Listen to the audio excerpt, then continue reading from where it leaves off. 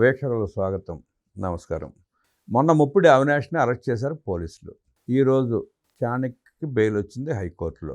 ఇంకొక ఇద్దరికి వచ్చింది. ఈ లిక్కర్ స్కామ్లో జగన్మోహన్ రెడ్డి పరిపాలనలో 5 ఏళ్లలో జరిగిన సుమారు 70-80 వేల కోట్ల రూపాయల లిక్కర్ స్కామ్లో సిట్ 3,500 కోట్ల రూపాయలకి అభియోగ పత్రం దాఖలు చేసింది. దాంట్లో 52 మందిని నిందితులుగా చేర్చింది. అరెస్టులు జరిగినాయి, బెయిల్ వచ్చినాయి, ఇంకా అరెస్ట్ కావాల్సిన వాళ్ళు ఉన్నారు. A1గా ఎవరిని చేస్తారన్న సందిగ్ధత ప్రజల్లో ఉంది. సహజంగా అందరూ A1 జగన్మోహన్ రెడ్డి అనుకుంటున్నారు. జగన్మోహన్ రెడ్డి కాదు, జగన్మోహన్ రెడ్డి కూడా పాత్రధారుడే, అసలు సూత్రధారి భారతిరెడ్డి అంటూ ప్రచారం జరుగుతూ ఉంది. ఎందుకు భారతిరెడ్డి పేరు వచ్చిందా అంటే మనీ రూటింగ్ అంతా బాలాజీ గోవిందప్ప ద్వారా జరిగింది కాబట్టి, ఆ సాక్ష్యాధారాలు భారత సిమెంట్స్లో దొరికాయి కాబట్టి A1 భారతిరెడ్డిని అంటూ చర్చ బాగా జరుగుతూ ఉంది.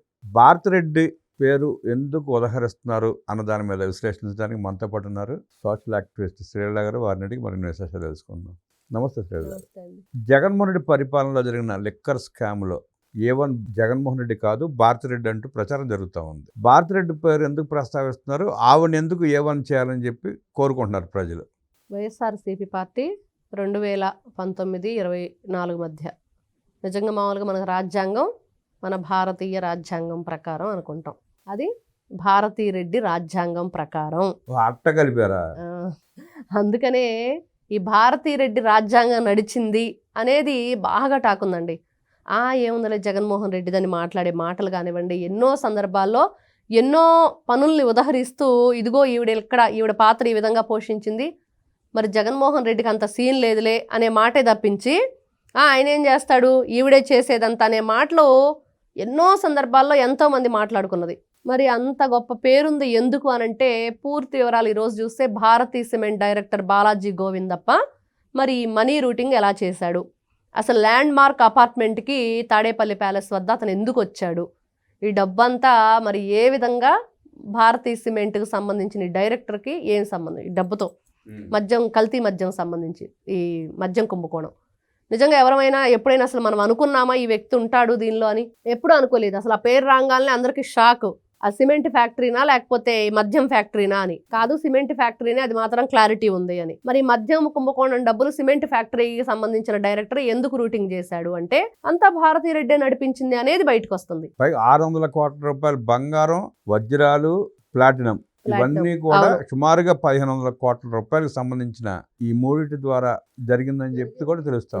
మనం ఈ మద్యం కుంభకోణం చూస్తే అండి, హైదరాబాద్లో అంటే వ్యాపారం జరిగిందేమో ఆంధ్రప్రదేశ్లో, డబ్బులు దాచేసి ఆస్తులు కూడబెట్టిందేమో తెలంగాణలో. హైదరాబాద్లోనే మనం చూస్తే సాగర్ సొసైటీ అని, లేకపోతే ఈ విలేకరుల కాలనీ ఉంది చూడండి, జర్నలిస్ట్ కాలనీ అని, ఇంకోటి అన్ని చోట్ల కూడా మరి డంపింగ్లు, ఈ డబ్బులు, అట్టపెట్టెలు, ఇంకెక్కడో ఫామ్ హౌస్లు, అవుట్ హౌస్లు, ఎన్ని రకాలుగా ఎన్ని చోట్ల. ఇప్పుడు చూస్తే A1 రాజకేశ్వరరెడ్డికి సంబంధించి మరి అరేటా హాస్పిటల్ అని చెప్పి, అరేటా ప్రొడక్షన్స్ అని చెప్పి ఏదో పెట్టారు. వాళ్ళ ఆవిడ దాంట్లో డైరెక్టర్గా ఉంది ఆ హాస్పిటల్కి. ఇతను చూస్తే మూవీస్ తీశాడు, ఆస్తులు అంటే భూములు ఎక్కువగా కొనుగోలు చేశారు, ఇన్ని రకాలుగా. మరి భారతీరెడ్డి చూస్తే ఆవిడ ఎప్పుడు కూడా ముందుండి ఇదిగో నేనున్నాను అనేది ఒక్కచోటే కనిపించింది. వైఎస్ జగన్మోహన్ రెడ్డి మరి అధికారంలో రాబోయే ముందు ఎప్పుడు ఆవిడ వచ్చేప్పుడు చెప్పింది, జగనన్న వస్తాడమ్మా, మంచిగా చూస్తాడు, దోచేస్తాడు, ఇదిగో మీ పిల్లలందరికి కూడా అమ్మఒడేస్తాడని చెప్పి చాలా కబుర్లు చెప్పింది. బాగా అసలు చాలా బాగా చెప్పింది. అబ్బో ఇంకేముంది, భారతిరెడ్డి వచ్చి చెప్పిందంటే ఇంకా జగనన్న బాగా పరిపాలిస్తాడని చెప్పి అందరూ అనుకున్నారు. కేవలం అందుకే ఆవిడ వచ్చి చెప్పిందని నమ్మారండి. ఓహో ఈవిడ చెప్తే కరెక్ట్, జగన్మోహన్ రెడ్డి అయిన మాట నమ్మేవాళ్ళు కాదేమో, భారతిరెడ్డి మాట నమ్మారు. చివరికి ఏం చేశారు, అందరు కలిసి నట్టేట్లో ముంచేశారు ఆంధ్రప్రదేశ్ని. మరి అలాంటిది అది జరిగింది. ఏం జరిగిందంటే భారతీయ రాజ్యాంగం కాదు, భారతీరెడ్డి రాజ్యాంగం. మరి ఆవిడ ఎప్పుడు మనం చూస్తేనండి, ఆవిడ ఒక మాట చెప్పిందంట, వైఎస్ఆర్సీపీ పార్టీ వాళ్ళకి కానివ్వండి, వాళ్ళు చెప్పేటప్పుడు వాళ్ళ స్క్రిప్ట్ కానివ్వండి సాక్షి నుంచే వస్తుంది. మరి సాక్షిలో కూడా ఏదైనా ఒక్క న్యూస్ రాయాలన్నా కూడా 1కి 10 సార్లు ఆలోచిస్తారు.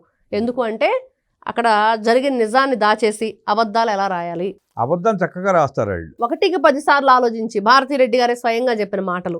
ఈ రోజు ఇంటి ఆడబడుచుని బయటికి గంటేసి, నీ సొంత అత్తగారిని బయటికి గంటేసి, మరి మావగారినేమో ఆ కేసుల్లోకి, అక్రమాస్తుల కేసుల్లో ఛార్జ్ షీట్లు ఆయన పేరు పెట్టించి మరి ఏం చేశారు వీళ్ళంతా, పైకి పంపించేసి ఆ చిన్నమామ కూతురునేమో కోర్టుల చుట్టూ తిప్పుతూ, ఆ అత్తగారి పేరున ఏదో ఆస్తులు ఉంటే అవి కూడా వీళ్ళు లాక్కునే ప్రయత్నం చేస్తున్నారు. ఆవిడ పేరునున్న భూములు, సౌభాగ్యమ్మ గారి భూములు కూడా. మరి ఇంత దుర్మార్గం. చివరికి పులివెందుల్లో అడుగు పెట్టాలన్న సునీత రెడ్డి గారు ఏం చేయాలంటే ప్రైవేటు సెక్యూరిటీని పెట్టుకొని రావాల్సిన పరిస్థితి. ఇది వీళ్ళ చరిత్ర. వీళ్ళు రెడ్ బుక్ గురించి మాట్లాడుతుంటే చాలా ఇదిగా ఉంది. ఏంట్రా బాబు వీళ్ళు రెడ్ బుక్ గురించి మాట్లాడటం అని. మీరు చేసిన భారతీరెడ్డి రాజ్యాంగం కన్నానా? అది రాజ్యాంగబద్ధంగా నడుస్తుంది. అది ఎంతమంది నీ వల్ల ఇబ్బంది పడ్డారో వాళ్ళ కన్నీటితో పుట్టిన బుక్కు. దాని గురించి ఎందుకు మీకు?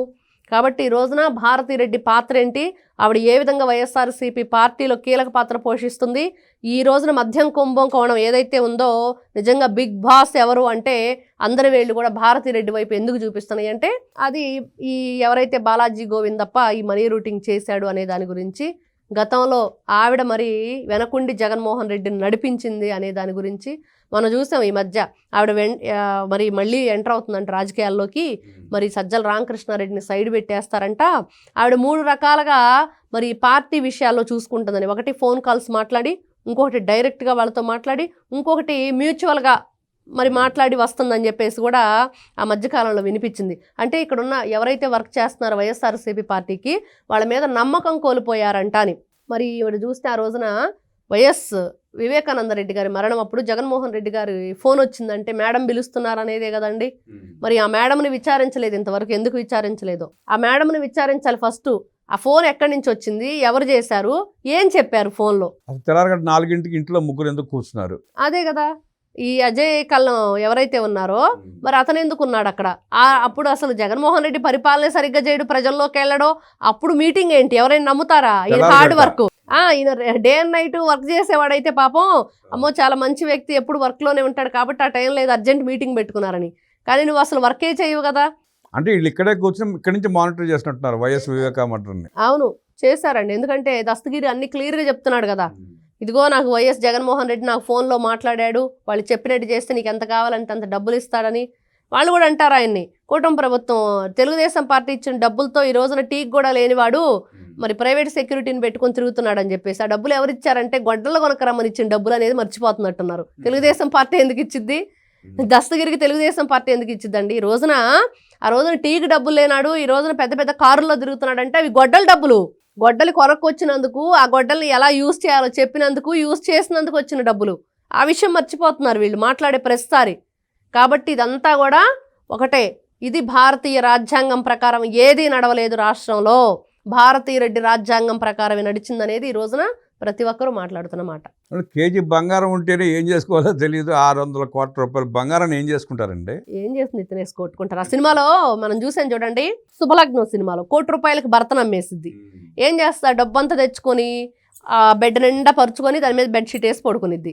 అలానే వైఎస్ఆర్సీపీ పార్టీ లీగల్ అడ్వైజర్గా ఉన్న ఒక వ్యక్తి మరి ఆ రోజున మనం చూస్తే ఒక హోటల్లో అమ్మాయిలతో డ్యాన్స్లు వేస్తూ పడుకొని నోట్ల కట్టలు పెట్టుకొని ఉన్నాడు. చూసారా మీరు? అది గుర్తుందా?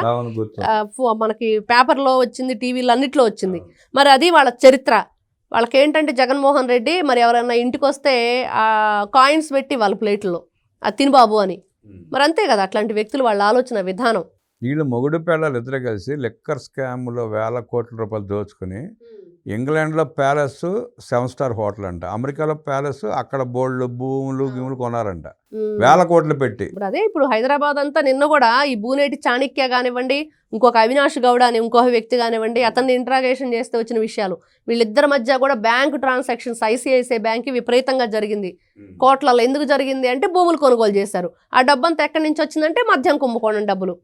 ఇది వీళ్ళ లింక్. ఒకరిని ఒకరు ఎంత మంది ఈ టీనేజ్ పిల్లలు ఉంటారో, మంచి యూత్ 30 సంవత్సరాలు 35 సంవత్సరాలు చక్కగా వాళ్ళు ఉద్యోగం చేసుకొని ఫ్యామిలీలతో సెటిల్ అయ్యే టైంలో వాళ్ళని పట్టుకొచ్చారు డబ్బాస్ చూయించి. ఆ డెన్నులు కాపలా ఉండటం, ఈ మనీ రూటింగ్ చేయటం, కొత్త అకౌంట్లు అవి క్రియేట్ చేయటం బ్యాంకుల్లో, వాటి ద్వారా ఒకరి అకౌంట్కి ఒకరికి డబ్బులు పంపించటం, వాళ్ళ జీవితాలను కూడా నాశనం చేసేసారు. ఈ రోజున ఎంతమంది ఈ రోజున జగన్మోహన్ రెడ్డి కూడా నిరుద్యోగులకి మంచి ఉద్యోగ అవకాశం ఇచ్చాడండి. ఈ విధంగా గంజాయి అమ్మిచ్చి మంచి అవకాశం కల్పించాడు. గుర్తించలేకపోతున్నారు కానీ ఎవరు సరిగ్గా. ఇట్లాంటివన్నీ అది చెప్తున్నాడు. నేను 2 లక్షలు 3 లక్షల ఉద్యోగాలు ఇచ్చినట్టు ఇవే ఉద్యోగాలు చెప్పాల్సింది వెంటనే. అరే జగన్మోహన్ రెడ్డి బాబు నువ్వు ఇచ్చావయ్యే ఉద్యోగాలు. అక్రమంగా మద్యంలో మనీ రూటింగ్ చేసే వాళ్ళకి ఆ డెన్నులు కాపలా ఉండాలి, అట్టపెట్టెలను ఏ విధంగా లెక్క పెట్టాలి, వాటిని దగ్గరకు ఎవరో రాకుండా ఏ విధంగా చూడాలి, ఇలాంటి ఉద్యోగాలు ఇచ్చాడు. ఇన్ని చిక్కుముళ్ళు ఎంతమంది ఇన్వాల్వ్ అయిన ఈ కేసు భారతిరెడ్డి దాకా వెళ్ళే అవకాశం ఉందంటారా? ఉండాలండి, లేకపోతే ఎలాగా? అంటే ఈ రోజున ఏమంటున్నారు, జగన్మోహన్ రెడ్డి మ్యానిపులేట్ చేస్తున్నాడు, సూట్ కేసులు కొద్ది డబ్బులు పంపిస్తున్నాడు, అందుకనే ఎక్కడికక్కడే ఏ కేసు ముందుకు వెళ్ళట్లేదని మాట్లాడుతున్నారు అందరూ. అదే నిజమా? 12 సంవత్సరాల నుండి అతను బెయిల్ మీద ఎలా ఉన్నాడు? 16 నెలలు జైల్లో ఉన్న వ్యక్తి మరి ఒక ముఖ్యమంత్రి ఈ రాష్ట్రానికి తప్పుల మీద తప్పులు చేసుకుంటూ మళ్ళీ ఎన్ని కోట్ల రూపాయలు, లక్షల కోట్ల రూపాయలు కొల్లగొట్టాడు. మరి ఆ రోజున చూస్తే వైఎస్ వివేకానంద రెడ్డి గారి మరణం రోజు కూడా వీళ్ళిద్దరు వైఫ్ అండ్ హస్బెండే కారులో వెళ్ళారు Hyderabad to Pulivendula by road. మరి ఆ కారు డ్రైవర్ కూడా చనిపోయాడు. అది ముందుకు వెళ్ళట్లేదు ఆ కేసు కూడా. ఇన్ని రకాల చిక్కుముళ్ళు, ఒకటి కాదు రెండు కాదు, ఒక్కొక్కటి విప్పుతుంటే ఇంకో చిక్కు పడుతుంది, ఇంకొకటి విప్పుతుంటే ఇంకో చిక్కు కనపడుతుంది. లేని విషయాలు కూడా కొత్త కొత్త విషయాలు వెలుగులోకి వస్తున్నాయి. ఎంతమంది ఉన్నారు, ఎంతమంది మెడకి ఈ తాళ్ళు చుట్టారు చూసారా వీళ్ళు. అంటే అంత ఈజీగా వీళ్ళ వరకు రాకుండా ఉండాలంటే మనం చూస్తాం సినిమాల్లో ఎన్నో రకాల చిక్కుముళ్ళు ఇప్పుకొని ఆ మెయిన్ వాళ్ళ దగ్గరకు వెళ్ళాలంటే అదే కరెక్ట్ కనిపిస్తూ ఉంది. కానీ ఎప్పటికైనా సరే చేసిన తప్పుకి శిక్ష అనుభవించక తప్పదు, ఆ దొంగ దొరక్క తప్పదు. జగన్మోహన్ రెడ్డి ఎన్ని సూట్ కేసులు పంపించినా రూటింగ్ చేసిన డబ్బుల్ని తన అసిస్టెంట్ బాలాజీ గోవిందప్ప ద్వారా రూటింగ్ చేసిన భారతిరెడ్డి A1 కాక తప్పదని, లిక్కర్ స్కామ్లో భారతిరెడ్డి అరెస్ట్ కాక తప్పదంటూ విశ్లేషించిన శ్రీలీలా గారికి ధన్యవాదాలు తెలియజేస్తూ నమస్కారం.